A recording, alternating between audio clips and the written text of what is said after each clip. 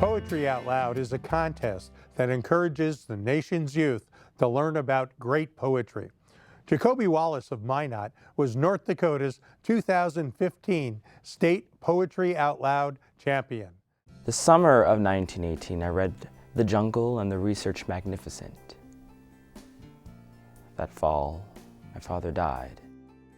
My teacher had to ask me what I really wanted to convey and what voice I wanted to take on. And initially, it was kind of that angry and satisfied voice. I looked up on the website Poetry Out Loud and I typed in the word anger. And I found my first poem, The Bad Old Days by Kenneth Rexroth. The poem is about a boy whose father died and his aunt took him to Chicago to live.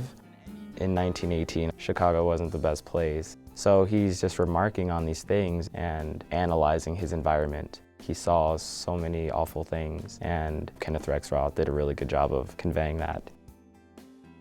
The Bad Old Days by Kenneth Rexroth. The summer of 1918, I read The Jungle and the Research Magnificent. That fall, my father died, and my aunt took me to Chicago to live. The first thing I did was to take a streetcar to the stockyards.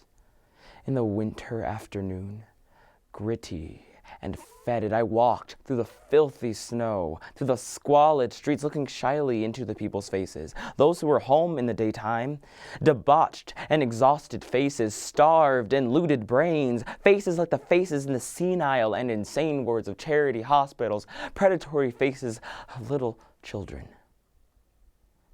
Then, as the soiled twilight darkened, under the green gas lamps and the sputtering purple arc lamps, the faces of the men coming home from work, some still alive with the last pulse of hope or courage, some sly and bitter, some smart and silly, most of them already broken and empty, no life, only blinding tiredness, worse than any tired animal.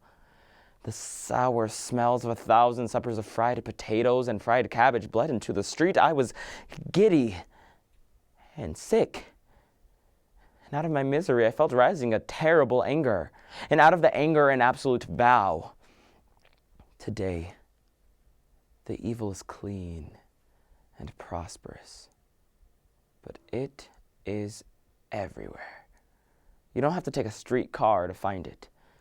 And it is the same evil, and the misery, and the anger, and the vow are the same.